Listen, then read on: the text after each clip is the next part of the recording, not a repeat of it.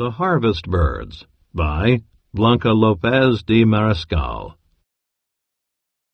Don Tobias burst out laughing, and his wife laughed with him.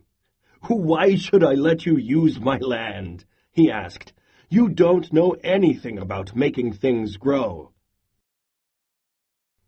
Sad and ashamed, Juan returned to sit under his tree. It was the only place where he felt really happy. In its huge branches lived a flock of Sonate birds, who were so used to him that they thought of him as their friend. هيا تعلم فالعلم خير معين وتقرب به إلى الله رب العالمين.